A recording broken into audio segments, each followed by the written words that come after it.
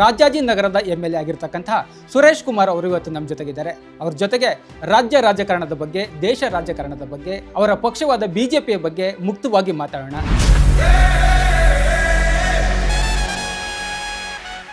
ರಾಜಾಜಿನಗರದ ರಾಜಕಾರಣದಲ್ಲಿ ಸುರೇಶ್ ಕುಮಾರ್ ಅವರ ಆರೋಗ್ಯದ ಮೇಲೂ ಕೂಡ ರಾಜಕಾರಣ ಮಾಡಿದ್ರು.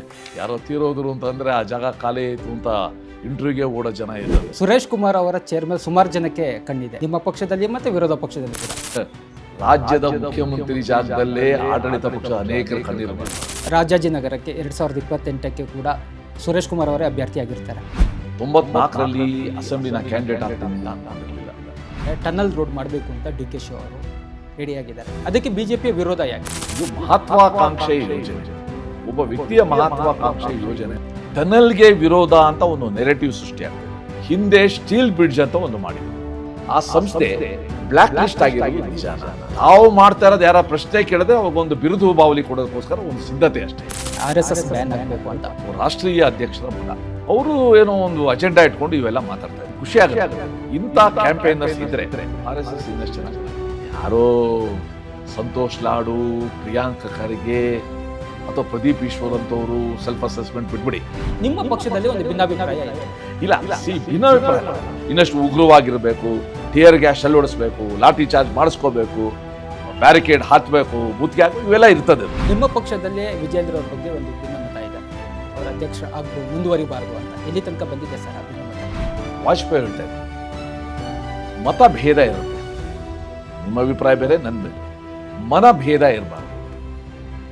ಸೊ ಯಾರ್ದಾರು ನಾಯಕತ್ವದ ಬಗ್ಗೆ ಬೇರೆಯವ್ರದ್ದು ಅಭಿಪ್ರಾಯ ಇರ್ಬೋದು. ಬಿಹಾರದಲ್ಲೂ ಕೂಡ ಚುನಾವಣಾ ಪೂರ್ವ ನೀತಿ ಸಂಹಿತೆ ಇದ್ರು ಕೂಡ 10,000 ರೂಪಾಯಿನ ಮಹಿಳೆಯರ ಅಕೌಂಟಿಗೆ ಹಾಕಿದ್ರು. ಎಗೇನ್ ಇದು ಸೋಲಿಗಿಂತ ಮುಂಚೆ ಆಂಟಿಸಿಪೇಟರಿ ಬೇಲ್ ಹಾಕಿದ ಇಂಡಿ ಘಟಬಂಧನದ ಮನಸ್ಥಿತಿ. ಕಳೆದ 40 ವರ್ಷಗಳಿಂದ ನೈತಿಕ ರಾಜಕಾರಣದ, ಮೌಲ್ಯಾಧಾರಿತ ರಾಜಕಾರಣದ ಪ್ರತಿನಿಧಿಯಾಗಿ 6 ಬಾರಿ MLA ಆಗಿ, ಮಾಜಿ ಸಚಿವರಾಗಿ ಕೆಲಸ ಮಾಡ್ಕೊಂಡು ಬಂದಿರತಕ್ಕಂತಹ ರಾಜಾಜಿನಗರದ MLA ಆಗಿರ್ತಕ್ಕಂತಹ ಸುರೇಶ್ ಕುಮಾರ್ ಅವರು ಇವತ್ತು ನಮ್ಮ ಜೊತೆಗಿದ್ದಾರೆ. ಸರ್, ಕಾರ್ಯಕ್ರಮಕ್ಕೆ ಸ್ವಾಗತ. ನಮಸ್ಕಾರ ಸರ್, ಆರೋಗ್ಯ ಹೇಗಿದೆ ನಿಮ್ಮದು?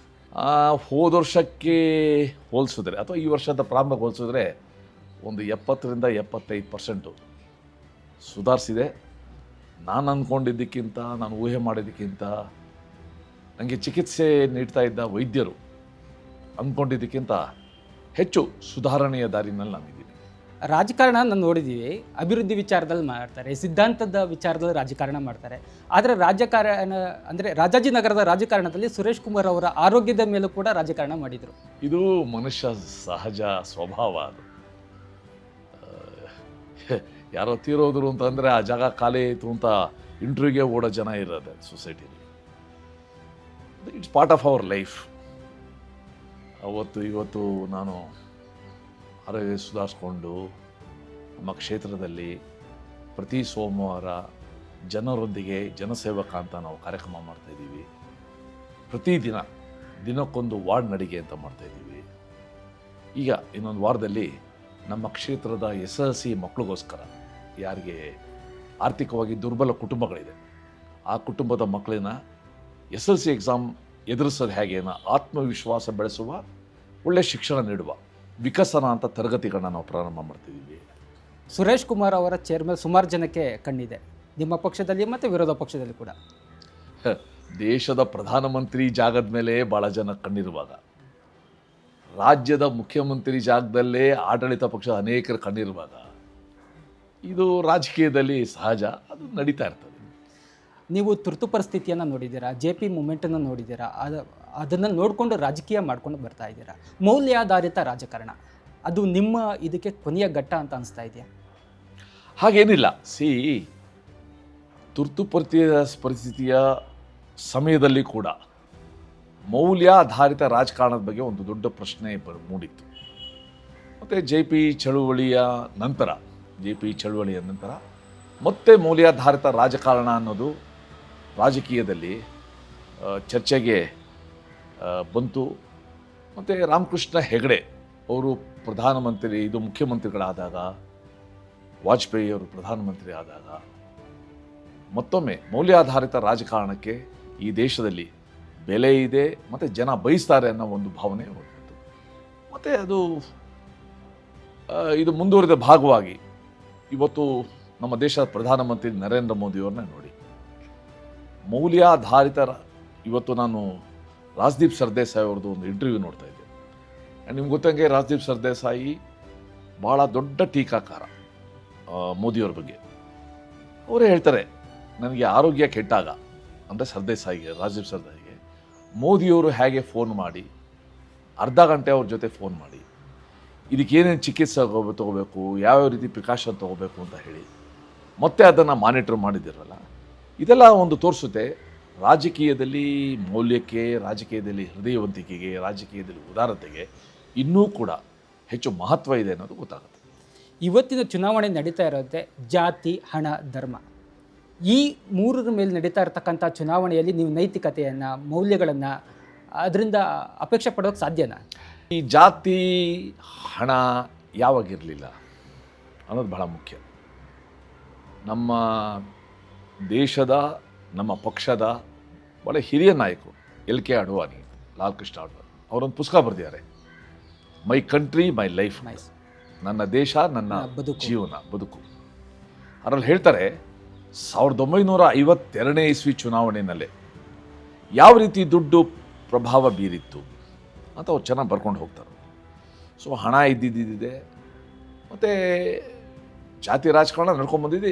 ಆದರೆ ಹೆಪ್ಪುಗಟ್ಟಿದ ಜಾತಿ ರಾಜಕಾರಣ ಈಗ ಹೆಚ್ಚಾಗ್ತಾ ಇದೆ. ಮುಂಚೆ ಇರಲಿಲ್ವಾ? ಜಾತಿ ಇತ್ತು, ಆದರೆ ಜಾತೀಯತೆ ಅನ್ನೋದು ಇವತ್ತು ಜಾಸ್ತಿ ಆಗ್ತಾ ಇದೆ.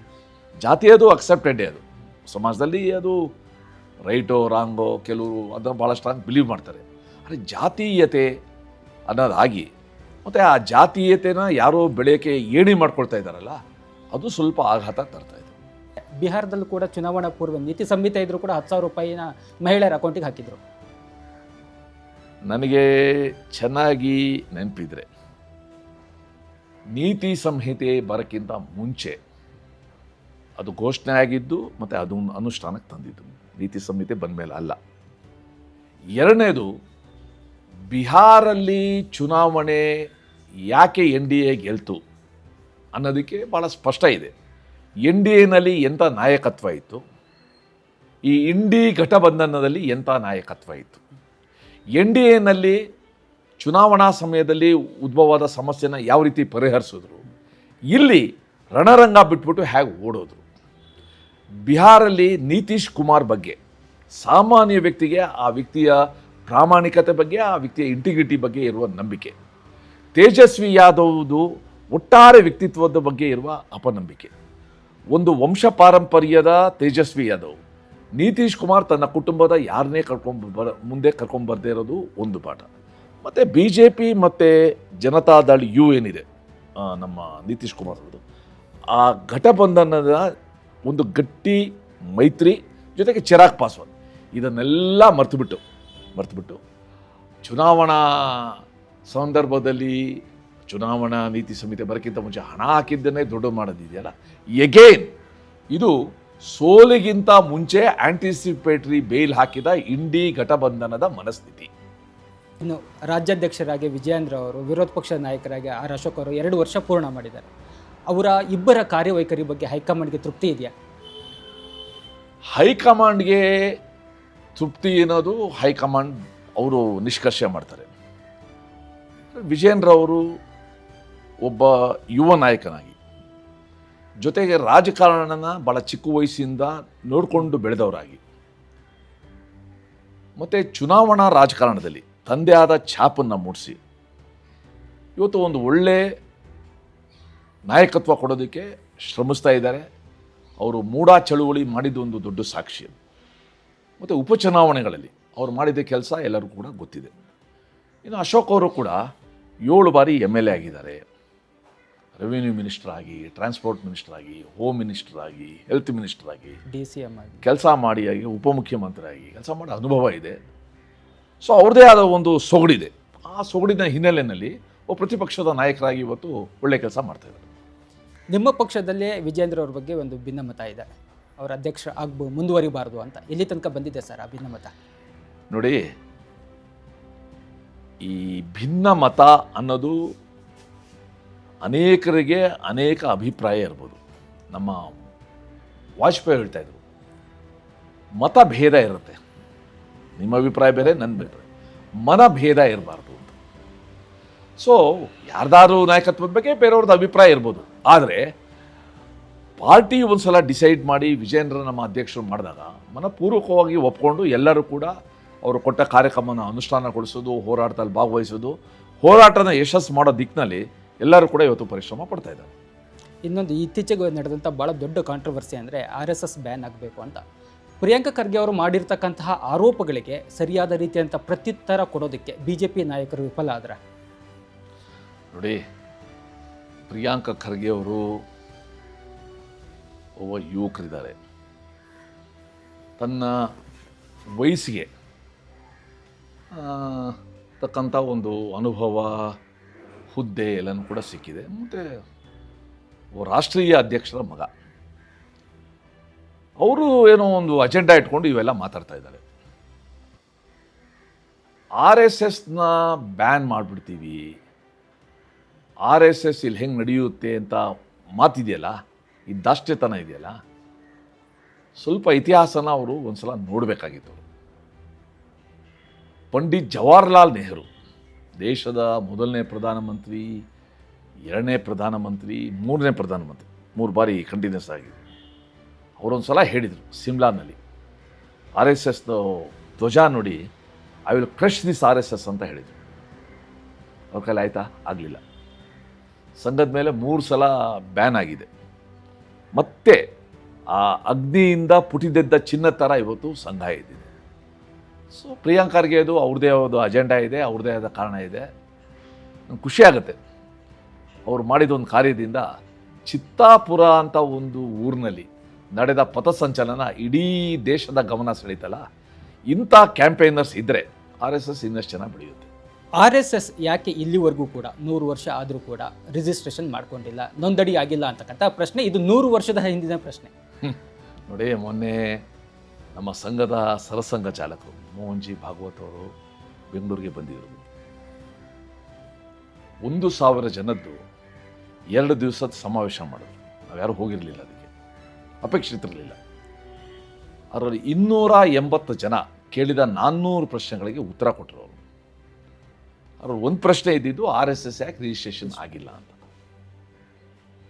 ಅವ್ರು ಹೇಳಿದರು, ನಮ್ಮ ಸಂಘ ಪ್ರಾರಂಭವಾದಾಗ ಬ್ರಿಟಿಷ್ ಅವರು ಇದ್ದರು, ಬ್ರಿಟಿಷ್ ಅವರ ಆಡಳಿತದಲ್ಲಿ ನಾವು ರಿಜಿಸ್ಟ್ರೇಷನ್ ಮಾಡಿಕೊಳ್ಬೇಕು ಅಂತ ಅನಿಸೇ ಇರಲಿಲ್ಲ ನಮಗೆ, ಯಾಕಂದರೆ ಆ ಅಧಿಕಾರನೇ ಒಪ್ಕೊಂಡಿರಲಿಲ್ಲ. ಇನ್ನು ಸಂವಿಧಾನದ ಪ್ರಕಾರ ಯಾರಾದರೂ ಯಾವುದಾದ್ರು ಸಂಸ್ಥೆನ, ಯಾವುದಾದ್ರು ಒಂದು ಸಂಘಟನೆಯನ್ನು ಕಟ್ಬೋದು ಅಂತ ಸಂವಿಧಾನ ಅವಕಾಶ ಕೊಟ್ಟಿದೆ. ಆದರೆ ರಿಜಿಸ್ಟ್ರೇಷನ್ ಕಂಪಲ್ಸರಿ ಅಂತ ಎಲ್ಲೂ ಕೂಡ ಹೇಳಿಲ್ಲ. ರಿಜಿಸ್ಟ್ರೇಷನ್ ಯಾರಿಗೆ ಅಗತ್ಯ ಇದೆ? ಯಾರು ಸರ್ಕಾರದಿಂದ ಅನುದಾನ ತೊಗೋಬೇಕು ಅಂತ ಇದ್ದಾರೆ, ಇನ್ನೇನೋ ನೆರವು ತೊಗೋಬೇಕು ಅಂತ ಆ ಸಂಸ್ಥೆಗಳು ರಿಜಿಸ್ಟ್ರೇಷನ್ ಮಾಡ್ಕೋಬೇಕು ಅಂತ ಇದೆ. ನನಗೆ ದೇವರಾಜ ಅರಸು ಕಾಲದಲ್ಲೂ ಕೂಡ ಒಂದು ಆಗಿದ್ದ ಘಟನೆ ಒಂದು ಗೊತ್ತಿದೆ. ಯಾವುದೋ ಒಂದು ಸಂಸ್ಥೆ ಅವರು ಅನುದಾನಕ್ಕೆ ಒಳಪಟ್ಟಿಲ್ಲದೆ ಇದ್ದಿದ್ದರಿಂದ ಮುಖ್ಯಮಂತ್ರಿಗಳು ಅನುದಾನ ಕೊಟ್ಟರೂ ಕೂಡ ಮುಖ್ಯಮಂತ್ರಿಗಳ ಪ್ರಿನ್ಸಿಪಲ್ ಸೆಕ್ರೆಟರಿ ಅದನ್ನು ನಿರಾಕರಿಸಿದರು, ರಿಜಿಸ್ಟ್ರೇಷನ್ ಆಗಿದೆ. ಸಂಘಕ್ಕೆ ಅದೇನು ಅಗತ್ಯ ಇಲ್ಲ. ಸಂಘದ ಮುಖ್ಯವಾದ ಧ್ಯೇಯ ಇರೋದು ವ್ಯಕ್ತಿ ನಿರ್ಮಾಣ ಮಾಡೋದು, ಸಮಾಜದಲ್ಲಿ ವ್ಯಕ್ತಿ ನಿರ್ಮಾಣ ಮಾಡೋದು. ಆ ವ್ಯಕ್ತಿ ನಿರ್ಮಾಣ ಮಾಡಲಿಕ್ಕೆ ರಿಜಿಸ್ಟ್ರೇಷನ್ ಅಗತ್ಯ ಇಲ್ಲ.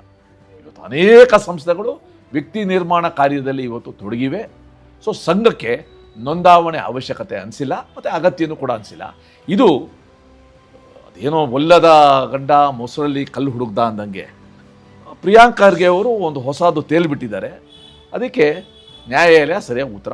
ಇಷ್ಟು ವರ್ಷದಿಂದಲೂ ಕೂಡ ಈ ಸಾಕಷ್ಟು ಜನ ಪ್ರಶ್ನೆ ಮಾಡ್ತಾನೆ ಇರ್ತಾರೆ. ವರ್ಷದಿಂದ ವರ್ಷಕ್ಕೆ ಈ ಪ್ರಶ್ನೆಗಳು ರೈಸ್ ಆಗ್ತಾನೆ ಇರ್ತವೆ. ನೋಡಿ, ನಾನು ಸಂಘ ಅಥವಾ BJPಗೆ ಬಂದು ಸೇರ್ಕೊಂಡಿಲ್ಲ. ಸಂಘ ಮತ್ತು BJPಯಲ್ಲೇ ಹುಟ್ಟಿರೋನು ಅನೇಕ ದಶಕಗಳಿಂದ. ಸೊ ಯಾವತ್ತೂ ಕೂಡ ಸಂಘ ಯಾಕೆ ರಿಜಿಸ್ಟ್ರೇಷನ್ ಮಾಡ್ಕೊಂಡಿಲ್ಲ ಅಂತ ಇದುವರೆಗೂ ಯಾರು ಕೂಡ ಕೇಳಿಲ್ಲ, ಯಾರು ಕೂಡ ಪ್ರಶ್ನಿಸೂ ಇಲ್ಲ. ಅದು ಕೇಂದ್ರ ಸರ್ಕಾರದಲ್ಲಿ ಇಂದಿರಾ ಗಾಂಧಿಯವರಿದ್ದಾಗ, ನೆಹರು ಅವರಿದ್ದಾಗ, ಮನಮೋಹನ್ ಸಿಂಗ್ ಇದ್ದಾಗ, ಅಥವಾ ಬೇರೆ ನಮ್ಮದೇ ಜನತಾ ಪಾರ್ಟಿ VP ಸಿಂಗ್ ಎಲ್ಲರೂ ಇದ್ದಾಗ ಯಾರು ಕೂಡ ಕೇಳಿಲ್ಲ. ಈಗ ಪ್ರಿಯಾಂಕಾ ಖರ್ಗೆ ಕೇಳಿದ್ದಾರೆ. ಆ್ಯಂಡ್ ರಿಜಿಸ್ಟ್ರೇಷನ್ ಮಾಡಿಕೊಂಡು ಏನೇನು ಮಾಡಿದ್ದಾರೆ ಬೇರೆ ಬೇರೆ ಸಂಸ್ಥೆಗಳು ಅನ್ನೋದು ಕೂಡ ಆಗಿದೆ. ಸೊ ನಮ್ಮ ಒಂದು ಸಂಘಟನೆಯ ಆತ್ಮಸಾಕ್ಷಿಗೆ ಅನುಗುಣವಾಗಿ ರಿಜಿಸ್ಟ್ರೇಷನ್ ಅಗತ್ಯ ಇಲ್ಲ ಅನಿಸಿದ್ರೆ ನಮ್ಮ ಕಾರ್ಯ ನಾವು ಮಾಡ್ಕೊಂಡು ಹೋಗ್ತೀವಿ. ಇನ್ನು ಬಿಹಾರ ಎಲೆಕ್ಷನಲ್ಲಿ NDA ಮೈತ್ರಿಕೂಟ ಅಲ್ಲಿ ಸಕ್ಸಸ್ ಕಂಡಿದೆ. ಅದೇ ಫಾರ್ಮುಲಾ ಕರ್ನಾಟಕದಲ್ಲೂ ಕೂಡ ಸಕ್ಸಸ್ ಕಾಣುತ್ತಾ? ಪ್ರತಿಯೊಂದು ರಾಜ್ಯಕ್ಕೆ ಬೇರೆ ಬೇರೆ ರಾಜಕೀಯ ವಾತಾವರಣ, ಬೇರೆ ಬೇರೆ ರಾಜಕೀಯ ಹಿನ್ನೆಲೆ ಇರುತ್ತೆ. ಸೊ ಬಿಹಾರದಲ್ಲಿ ಮಾಡ್ದಂಗೆ ನಾವು ಮಾಡೋಕ್ಕಾಗಲ್ಲ, ನಾವು ಮಾಡ್ದಂಗೆ ಬಿಜೆಪಿ. ಬಟ್ ಒಟ್ಟಾರೆ ಇರೋದು ಅಲ್ಲೂ ಕೂಡ ಕಾರ್ಯಕರ್ತ ಆಧಾರಿತ ಸಂಘಟನಾ ಕಾರ್ಯ ಆಗಿದೆ. ಇಲ್ಲೂ ಕೂಡ ಕಾರ್ಯಕರ್ತ ಆಧಾರಿತ ಸಂಘಟನಾ ಕಾರ್ಯ ಆಗುತ್ತೆ. BJP ಒಂದು 24/7 ಅಂತ ಏನು ಹೇಳ್ತೀವಿ ಅಂತ ಒಂದು ಸಂಘಟನೆ. ಅದು ಬರೀ ಚುನಾವಣಾ ಸಮಯದಲ್ಲಿ ಮಾತ್ರ ಸಕ್ರಿಯ ಆಗೋ ಸಂಘಟನೆ ಅಲ್ಲ. ಯಾರು ಚುನಾವಣೆ ಸಮಯದಲ್ಲಿ ಮಾತ್ರ ಆಗ್ತಾರೆ ಈ ಪಾರ್ಟಿಗಳು, ಅವ್ರಿಗೆ BJP ಕೊಂಡ್ರೆ ಇನ್ನೂ ಕೂಡ ಅದೇನೋ ಗುಮಾನಿ ಏನೋ ಇದೆ. ಅದು ನಮಗೆ ನಮ್ಮ ಅಮಿತ್ ಶಾ ಇರ್ಬೋದು, ನಮ್ಮ JP ನಡ್ಡಾ ಇರ್ಬೋದು, ನಮ್ಮ ಪ್ರಧಾನಮಂತ್ರಿಗಳಿರ್ಬೋದು, ಎಷ್ಟು ಕೆಲಸಗಳನ್ನ ನಮ್ಮ ಕಾರ್ಯಕರ್ತರು ಕೊಟ್ಟಿದ್ದಾರೆ ಅಂತಂದರೆ ನೀವು ಏನು ಮಾಡೋಕ್ಕಾಗೋದಿಲ್ಲ. ಅಷ್ಟು ಕಾರ್ಯನ ವರ್ಷ ಇಡೀ 360 ದಿವಸ ನಮ್ಮ ಕಾರ್ಯಕರ್ತರು ಮಾಡ್ತಾ ಇದ್ದಾರೆ. ಸೊ ಅದಕ್ಕೋಸ್ಕರ ಇಲ್ಲಿ ಚುನಾವಣೆ ಬಂದಾಗ ಇಲ್ಲಿನ ಪರಿಸ್ಥಿತಿಗೆ ಅನುಗುಣವಾಗಿ ನಮ್ಮ ಕಾರ್ಯತಂತ್ರ, ನಮ್ಮ ಕಾರ್ಯಯೋಜನೆಯ ಕಾರ್ಯಕ್ರಮನ ನಾವು ರೂಪಿಸ್ತೀವಿ. ಇಲ್ಲಿವರೆಗೂ ಕೂಡ BJPಗೆ ಸ್ವತಂತ್ರವಾಗಿ ಸರ್ಕಾರ ರಚನೆ ಮಾಡೋಕ್ಕೆ ಕರ್ನಾಟಕದಲ್ಲಿ ಸಾಧ್ಯ ಆಗಲಿಲ್ಲ. ಈ ಸಾರಿ ಕೂಡ JDSನ ಊರುಗೋಲಿನ ಸಹಾಯ ಇಲ್ಲದೆ ಪಕ್ಷ ಸಂಘಟನೆ ಮಾಡಿ ಅಧಿಕಾರ ಬರುವಂಥ ಸಾಧ್ಯತೆ ಇದೆಯಾ? ನೋಡಿ, 1985ನೇ ಇಸ್ವಿನಲ್ಲಿ BJP ನಮ್ಮ ರಾಜ್ಯದಲ್ಲಿ ಗೆಲ್ಲಕ್ಕೆ ಸಾಧ್ಯ ಆಗಿದ್ದು 2 ಸೀಟು. 224 2 ಸೀಟು. ಅವತ್ತು ನಮ್ಮ ನೋಡೆಲ್ಲ ನಕ್ಕಿದ್ರು. ಅಲ್ಲಿ 2 ಸೀಟ್ ತೊಗೊಂಡಿದ್ದಾರೆ ಪಾರ್ಲಿಮೆಂಟಲ್ಲಿ, ಇಲ್ಲಿ 2 ಸೀಟ್ ತೊಗೊಂಡಿದ್ದಾರೆ. ಹಮಾರದೋ ಅಂತ ಹಾಸ್ಯ ಮಾಡ್ತಾರೆ. ಇವತ್ತು BJP ತನ್ನದೇ ಆದ ಶಕ್ತಿಯಲ್ಲಿ ಬಹಳಷ್ಟು ಇವತ್ತು ಬೆಳೆದಿದೆ. 1800 ಚಿಲ್ಲರೆ ಶಾಸಕರಿದ್ದಾರೆ ದೇಶದಲ್ಲಿ. ಸರ್ವವ್ಯಾಪಿ ಸರ್ವಸ್ಪರ್ಶಿ ಸಂಘಟನೆ ಅಂತಂದರೆ BJP. ನಿಜ, ನಾವು ಭಾಳ ಹತ್ತಿರ ಬರ್ತೀವಿ, 110ವರೆಗೂ ಬರ್ತೀವಿ, 105ವರೆಗೂ ಬರ್ತೀವಿ, 113 ಬರಬೇಕು ನಮಗೆ. ಸೊ ನಾವು ಕೂಡ ಲೆಕ್ಕ ಹಾಕಿದ್ದೀವಿ. ಯಾಕೆ ಕೆಲವು ಜಾಗಗಳಲ್ಲಿ ನಾವು ಮತ್ತೆ ಗೆಲ್ಲಿಲ್ಲ, ಯಾಕೆ ಕೆಲವು ಜಾಗದಲ್ಲಿ ಗೆಲ್ಲಕ್ಕೆ ಆಗಿಲ್ಲ, ಇದನ್ನೆಲ್ಲನೂ ಕೂಡ ನಾವು ಕೂಡ ಮ್ಯಾಪಿಂಗ್ ಮಾಡಿ ಯಾವ ಕಾನ್ಸ್ಟಿಟ್ಯೂನ್ಸಿಯಲ್ಲಿ ಏನೇನು ಮಾಡಬೇಕು ಅಂತ ನಮ್ಮದೇ ಆದ ಒಂದು ಕಾರ್ಯಪದ್ಧತಿ. ಇನ್ನು ಮೈತ್ರಿ ಪ್ರಶ್ನೆ ಬಂದರೆ ಅಲ್ಲಿ JDU BJP ಇಲ್ಲಿದ್ದಕ್ಕೆ ಇಲ್ಲಿ JDS ಮತ್ತು BJP ಬಗ್ಗೆ ನಮ್ಮ ನಾಯಕತ್ವ, ರಾಜ್ಯ ನಾಯಕತ್ವ ಮತ್ತು ರಾಷ್ಟ್ರೀಯ ನಾಯಕತ್ವ ಅವರು ಕೂತ್ಕೊಂಡು ಸಮಾಲೋಚನೆ ಮಾಡಿ ಸೂಕ್ತ ನಿರ್ಮಾಣ ತೋರ್ತಾರೆ. ದೇಶದ ಅತಿ ದೊಡ್ಡ ಪೊಲಿಟಿಕಲ್ ಪಾರ್ಟಿ BJP, ಅವರಿಗೆ JDSನ ಅನಿವಾರ್ಯತೆ ಇದೆಯಾ ಅಂತ? ಅಲ್ಟಿಮೇಟ್ಲಿ ಅನಿವಾರ್ಯತೆ ಅನ್ನೋದಕ್ಕಿಂತ ಸಮಾಜದ ಅವಶ್ಯಕತೆ ಏನು ಅಂತ ನೋಡ್ತೀವಿ. ಒಂದು ಸಮಾನ ಮನಸ್ಸಿನ ಪಕ್ಷಗಳು ಅಥವಾ ನಾಯಕರು, ಸಂಘಟನೆ ಒಟ್ಟಿಗೆ ಬಂದಾಗ ಒಂದು ರಾಜ್ಯಕ್ಕೆ ಒಳ್ಳೆಯದಾಗುತ್ತೆ ಅಂತ ಅನಿಸಿದ್ರೆ ಇದು ಅನಿವಾರ್ಯಕ್ಕಿಂತ ಸಮಾಜದ ಅವಶ್ಯಕತೆಯನ್ನು ನೋಡಿಕೊಂಡು ಮುಂದಿನ ಹೆಜ್ಜೆ ತಗೊಳ್ತಾರೆ. ಇತ್ತೀಚೆಗೆ ನೀವು ಗಮನಿಸ್ತಾ ಇರ್ಬೋದು, ಪ್ರದೀಪ್ ಈಶ್ವರ್ ಮತ್ತು ಪ್ರತಾಪ್ ಸಿಂಹ ಅವ್ರದ್ದು ಭಾಳ ಟಾಕ್ ವಾರ್ ನಡೀತಾ ಇರುತ್ತೆ. ಭಾಳ ತೀರಾ ಕೆಳಮಟ್ಟದ ಸಂಭಾಷಣೆಗಳು ಕೂಡ ಬಳಸ್ಕೋತಾರೆ. ಇವ್ರಿಗೆ ಏನು ಬುದ್ಧಿ ಮಾತು, ಕಿವಿ ಮಾತು ಹೇಳೋದಕ್ಕೆ ಇಷ್ಟಪಡಲ್ಲ. ನಾನು ಅವರಿಬ್ಬರಿಗೂ ಕಿವಿ ಮಾತು ಹೇಳೋಷ್ಟು ದೊಡ್ಡವನಲ್ಲ. ಯಾಕಂದರೆ ಇಬ್ಬರು ಕೂಡ ಅವ್ರವ್ರದ್ದೇ ರೀತಿಯಲ್ಲಿ ಹೆಸರು ಮಾಡಿದ್ದಾರೆ ಮತ್ತು ಅವ್ರವ್ರದ್ದೇ ರೀತಿಯಲ್ಲಿ ವ್ಯಕ್ತಿತ್ವನ ರೂಪಿಸ್ಕೊಂಡಿದ್ದಾರೆ. ಆದರೆ ಒಂದಂತೂ ನಿಜ, ರಾಜಕಾರಣ ಮತ್ತು ರಾಜಕಾರಣಿಗಳನ್ನ ಕಂಡ್ರೆ ಸಮಾಜದಲ್ಲಿ ಇವತ್ತು ಅಷ್ಟು ಒಳ್ಳೆಯ ಅಭಿಪ್ರಾಯ ಇಲ್ಲ. ಒಂದು ರೀತಿ ಮೋಸ್ಟ್ ಹೇಟೆಡ್ ಪ್ರೊಫೆಷನ್ ಅಂತ ಯಾವುದಾದ್ರು ಸರ್ವೆ ಮಾಡಿದ್ರೆ ರಾಜಕಾರಣ ಬರುತ್ತೆ, ಇನ್ನೊಂದು ಅಧಿಕಾರಶಾಹಿ ಬರ್ತದೆ, ಬ್ಯೂರೋಕ್ರಸಿ ಆ್ಯಂಡ್ ಪಾಲಿಟಿಷಿಯನ್ಸ್. ಇಂಥ ಸಮಯದಲ್ಲಿ ಸಮಾಜದಲ್ಲಿ ವಿಶೇಷವಾಗಿ ಇವತ್ತು Z ಅಂತೀವಿ, ಜನರೇಷನ್ Z ಅಂತೀವಿ, ಹೊಸ ಯುವಕರೇನಿದ್ದಾರೆ ಅವರನ್ನು ನಾವು ರಾಜಕಾರಣಕ್ಕೆ ಸೆಳಿಬೇಕು ಅನ್ನಂಗಿದ್ರೆ ನಾವು ಒಂದು ಒಳ್ಳೆಯ ಮೇಲ್ಪಂಕ್ತಿಯ ಮಾತು, ಮೇಲ್ಪಂಕ್ತಿಯ ನಡೆ, ಮೇಲ್ಪಂಕ್ತಿಯ ನುಡಿ ನಮ್ಮಿಂದ ಬರಬೇಕು. ಅದನ್ನು ನಾವೆಲ್ಲರೂ ಕೂಡ ಸೇರಿಕೊಂಡು ಶ್ರಮಿಸಬೇಕು. BJPಯಲ್ಲಿ ರಾಜ್ಯಾಧ್ಯಕ್ಷರ ಬದಲಾವಣೆ ಈ ಥರದ್ದು ಏನಾದ್ರು ಚಟುವಟಿಕೆಗಳು ನಡೀತಾ ಇದೆಯಾ? ಹಾಗೇನಿಲ್ಲ. ವಿಜಯೇಂದ್ರ ಅವರು ನಮ್ಮ ರಾಜ್ಯದ ಅಧ್ಯಕ್ಷರಾಗಿದ್ದಾರೆ. ಈಗ ಎಲ್ಲ ರಾಜ್ಯದಲ್ಲಿ ಆ ಒಂದು ಅವಧಿ ಮುಗಿದು ಹೊಸ ಅಧ್ಯಕ್ಷರಾಗಬೇಕು. ನಮ್ಮ ರಾಜ್ಯದಲ್ಲಿ ಕೂಡ ಇವತ್ತು ಅನೇಕ ರಾಜ್ಯಗಳಲ್ಲಿ ಅಧ್ಯಕ್ಷರು 2ನೇ ಬಾರಿ ಕೂಡ ಮುಂದುವರೆದಿದ್ದಾರೆ. ಈಗ ಆ್ಯಸ್ ಆನ್ ಟುಡೇ ವಿಜೇಂದ್ರ ಅವರು ನಮ್ಮ ರಾಜ್ಯದ ಅಧ್ಯಕ್ಷರು, ಅವರ ನಾಯಕತ್ವದಲ್ಲೇ ಮೊನ್ನೆ ಇಡೀ ರಾಜ್ಯದ ಶಾಸಕರ ಅಥವಾ ಹಿಂದೆ ನಿಂತು ಯಾರೇ ಚುನಾವಣೆ ನಿಂತಿದ್ರು ಅಭ್ಯರ್ಥಿಗಳ 2 ದಿವಸದ ಒಂದು ಅಭ್ಯಾಸ ವರ್ಗ, ಪ್ರಶಿಕ್ಷಣ ವರ್ಗನೂ ಕೂಡ ನಡೀತು. ಈಗಲೂ ಕೂಡ ಬೇರೆ ಬೇರೆ ಕಾರ್ಯಕ್ರಮಗಳನ್ನ ಹಾಕ್ತಾ ಇದ್ದೀವಿ ನಾವು.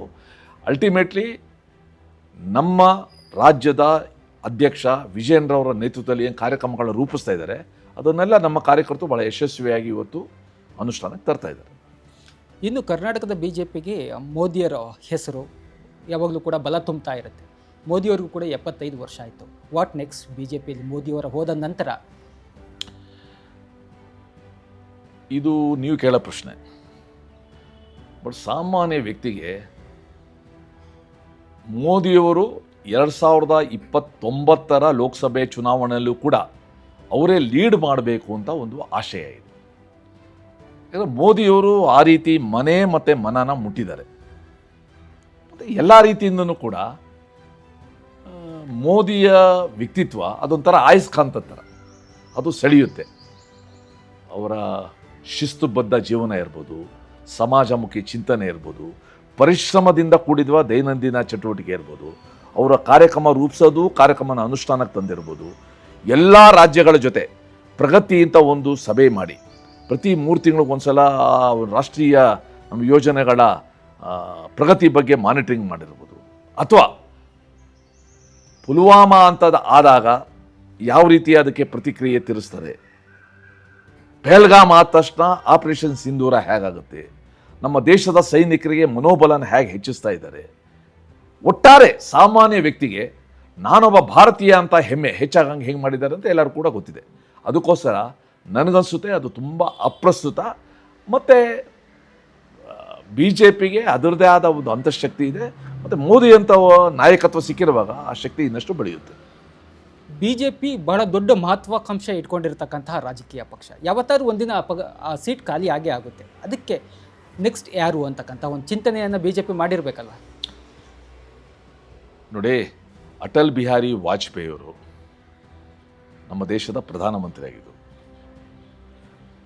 ಆ್ಯಂಡ್ ಅಟಲ್ ಬಿಹಾರಿ ವಾಜಪೇಯಿಯವರು ಇವತ್ತು ತೀರೋಗಿ ಸುಮಾರು 7 ವರ್ಷ ಆಯಿತು. ಅದಕ್ಕಿಂತ ಮುಂಚೆ 10 ವರ್ಷ ಅವ್ರು ಯಾರೂ ನೋಡೂ ಇರಲಿಲ್ಲ, ಅವ್ರ ಆರೋಗ್ಯ ಇತ್ತು. ಆದರೆ ಇವತ್ತು ಕೂಡ ವಾಜಪೇಯಿ ಅಂತಂದರೆ ದೇಶದಲ್ಲಿ ರೋಮಾಂಚನಗೊಳ್ತಾರೆ ಜನ. ಅವರ ವಾಣಿ ಕೇಳಿದ್ರೆ ಖುಷಿ ಆಗ್ತಾರೆ. ಸೊ ನಾಯಕತ್ವ ಅನ್ನೋದು ಅದು ಯಾರೋ ಅಸೆಸ್ ಮಾಡೋದು, ಯಾರೋ ತೀರ್ಮಾನ ಹೋದಲ್ಲ, ಅದು ಮೋದಿಯವರು 2013ರಲ್ಲಿ ಮೋದಿಯವರು ಪ್ರಧಾನಮಂತ್ರಿ ಅಭ್ಯರ್ಥಿ ಆದಾಗ ದೇಶಕ್ಕೆದಲ್ಲೇ ಒಂದು ಸಂಚಲನ ಉಂಟಾಯಿತು. ಸೊ ಆ ರೀತಿ ಇಫ್ ಬಟ್ ಅದೆಲ್ಲನೂ ಕೂಡ ಹೈಪೋಥೆಟಿಕಲ್ ಆಗುತ್ತೆ, ಅದರಲ್ಲಿ ಚರ್ಚೆ ಮಾಡೋ ಅಗತ್ಯ ಇಲ್ಲ. ಇದು ಇತ್ತೀಚೆಗೆ ನಿಮ್ಮ ತಾಯಿ ತೀರೋದಾಗ ಮೋದಿಯವರು ನಿಮ್ಗೆ ಸಂದೇಶ ಕಳಿಸ್ತಾರೆ. ಅಂದರೆ ಸುರೇಶ್ ಕುಮಾರ್ ಒಬ್ಬರು ಸಂಘಟನಾ ಚತುರ ಅನ್ನೋದು ಮೋದಿಯವ್ರಿಗೆ ಕೂಡ ಗೊತ್ತು. ರಾಜ್ಯದ ನಾಯಕರಿಗೆ ಸುರೇಶ್ ಕುಮಾರ್ ಪ್ರಭಾವವನ್ನು ಸರಿಯಾಗಿ ಬೆಳೆಸ್ಕೋಬೇಕು ಅಂತ ಗೊತ್ತಾಗಲಿಲ್ವಾ? ಗೊತ್ತಿರೋದಕ್ಕೇನೆ ನನಗೆ 2 ಸಲ ಸಚಿವ ಸಂಪುಟದಲ್ಲಿ ಅವಕಾಶ ಕೊಟ್ಟಿದ್ದು, ಚುನಾವಣಾ ಸಮಯದಲ್ಲಿ ಮ್ಯಾನಿಫೆಸ್ಟೋ ಕಮಿಟಿಗೆ ಅವಕಾಶ ಕೊಟ್ಟಿದ್ದು, ಅದು ಗೊತ್ತಿರೋದಕ್ಕೋಸ್ಕರನೇ ವಿಧಾನಸಭೆಯಲ್ಲೂ ಕೂಡ ಬೇರೆ ಬೇರೆ ಸಂದರ್ಭದಲ್ಲಿ ನನಗೆ ಅವಕಾಶ ಸಿಕ್ಕಿರೋದು. ಇದೆಲ್ಲನೂ ಕೂಡ ಆಗುತ್ತೆ. ಮತ್ತು ಮೋದಿಯವರಿರಲಿ ಅಥವಾ ಯಾರೇ ಇರಲಿ, ನಾವೆಲ್ಲರೂ ಕೂಡ ಒಂದು ಕಾಸ್ಗೋಸ್ಕರ ನಾವು ಬದುಕ್ತಾ ಇರೋದು ಅಂತ ನಾವೆಲ್ಲರೂ ಕೂಡ ಅರ್ಥ ಮಾಡ್ಕೊಂಡಿದ್ದೀವಿ. ಆ cause is important than the individual. 2028ಕ್ಕೆ ಬಿ ಜೆ ಪಿ ಯಾರ ನಾಯಕತ್ವದಲ್ಲಿ ಚುನಾವಣೆಯನ್ನು ಎದುರಿಸುತ್ತೆ? 2028ಕ್ಕೆ ಇದೇ ಪರಿಸ್ಥಿತಿ ಕಂಟಿನ್ಯೂ ಆದರೆ ಈ ರಾಜ್ಯದ ಸಾಮಾನ್ಯ ಜನತೆಯ ನೇತೃತ್ವದಲ್ಲಿ ಈ ರಾಜ್ಯದ ಬಿ ಜೆ ಪಿ ಕಾರ್ಯಕರ್ತರ ಸಂಘಟನೆಯ ಬಲದ ಮೇಲೆ ಚುನಾವಣೆ ನಾವು ಎದುರಿಸ್ತೀವಿ.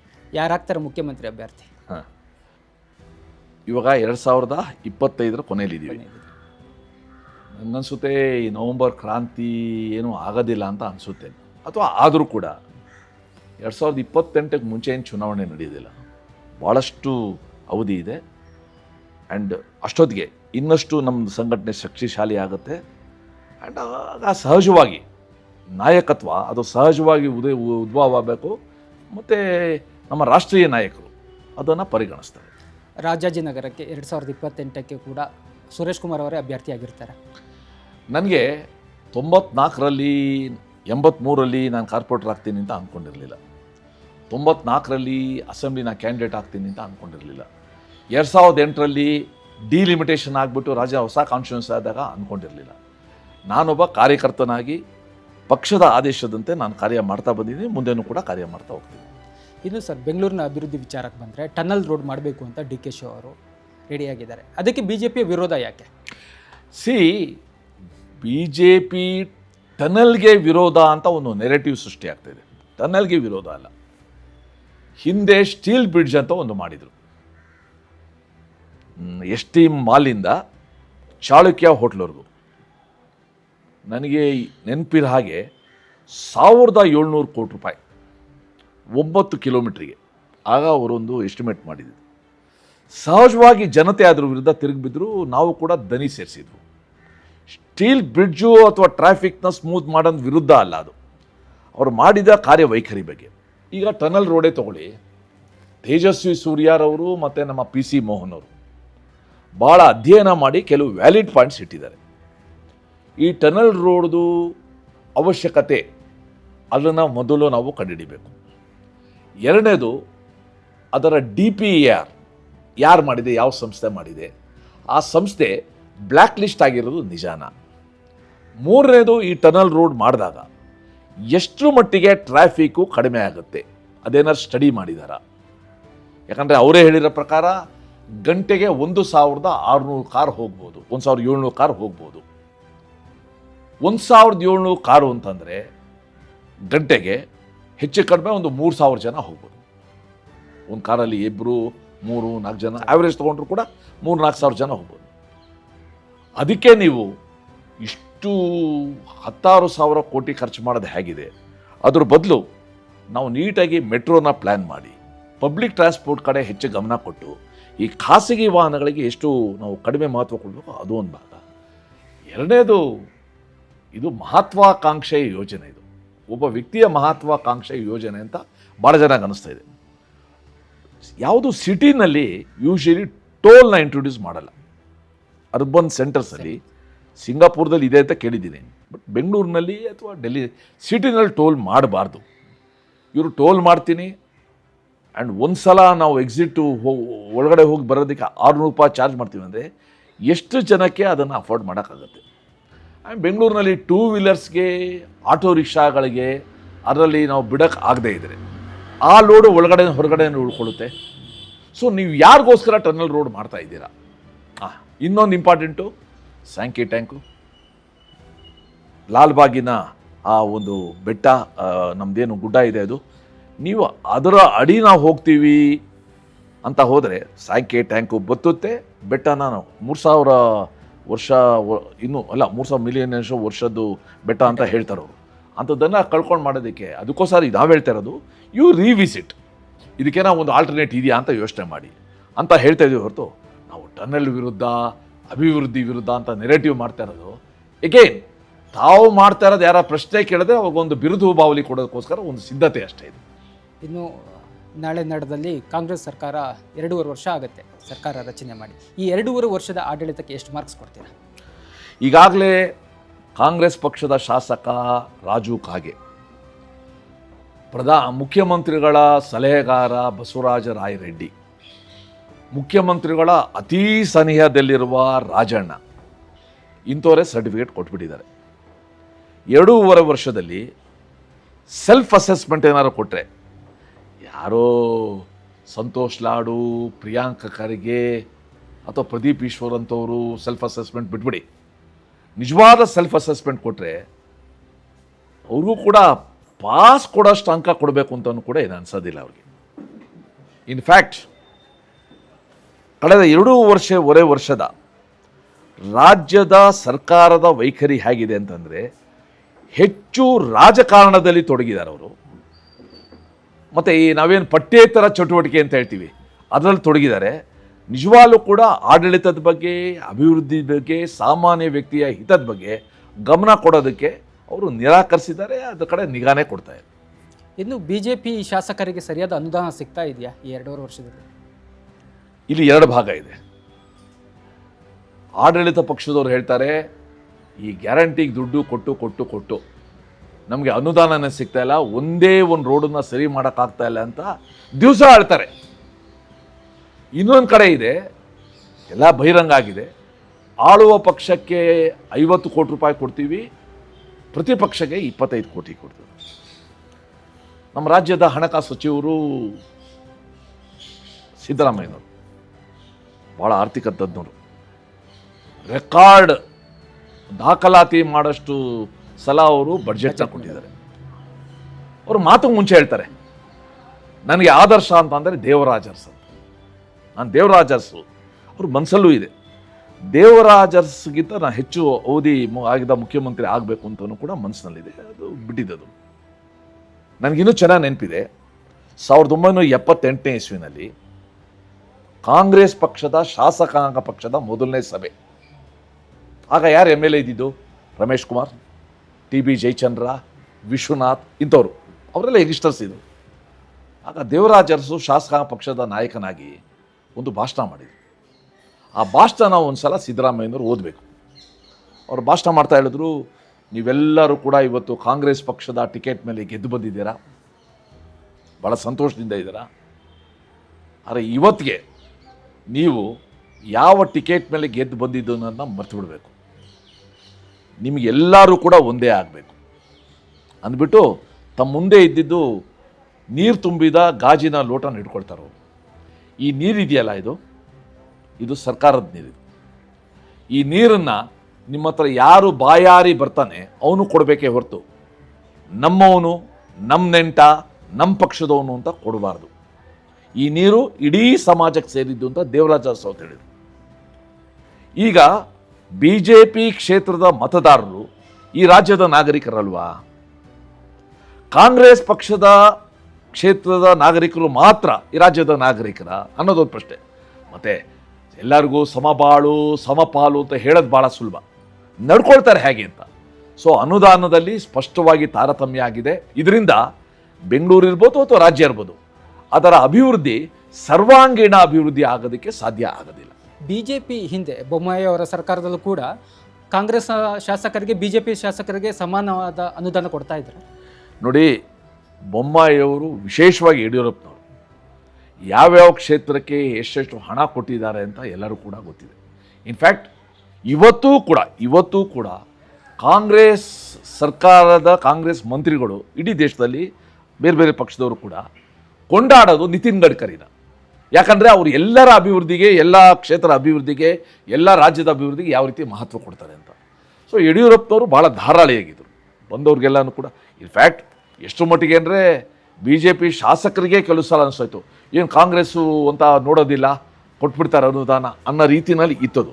ಸೊ ಅದಕ್ಕೋ ಯಾರಿಗೆ ಅಭಿವೃದ್ಧಿ ಅಗತ್ಯ ಇದೆ, ಯಾವ ಕ್ಷೇತ್ರಕ್ಕೆ ಅಭಿವೃದ್ಧಿ ಅಗತ್ಯ ಇದೆ, ಅದನ್ನು ಮನಗಂಡು ರಾಜ್ಯದ ನಾಯಕ ಕೊಡಬೇಕು ಅನ್ನೋದಕ್ಕೆ ನಾವು ಉದಾಹರಣೆಗಳನ್ನ ನೋಡಿದ್ದೀವಿ. ಇನ್ನು ಸರ್, BJP ಈಗ ವಿರೋಧ ಪಕ್ಷವಾಗಿರ್ತಕ್ಕಂಥ BJP ಕಾಂಗ್ರೆಸ್ ಪಕ್ಷದ ವಿರುದ್ಧ, ಕಾಂಗ್ರೆಸ್ ಸರ್ಕಾರದ ವಿರುದ್ಧ ರಚನಾತ್ಮಕವಾದಂಥ ಹೋರಾಟ ಮಾಡಲಿಲ್ಲ ಅಂತೇಳಿ ನಿಮ್ಮ ಪಕ್ಷದಲ್ಲಿ ಒಂದು ಭಿನ್ನಾಭಿಪ್ರಾಯ ಇದೆ. ಇಲ್ಲ, ಭಿನ್ನಾಭಿಪ್ರಾಯ ಅಲ್ಲ, ಅಭಿಪ್ರಾಯಗಳಿರ್ತದೆ. ಇನ್ನಷ್ಟು ಹೆಚ್ಚಿಗೆ ಅಭಿಪ್ರಾಯವೇ ಭಿನ್ನ ಇದೆ. ಭಿನ್ನವಾದ ಅಭಿಪ್ರಾಯಕ್ಕೂ ಭಿನ್ನಾಭಿಪ್ರಾಯಕ್ಕೂ ಬಹಳ ವ್ಯತ್ಯಾಸ ಇದೆ.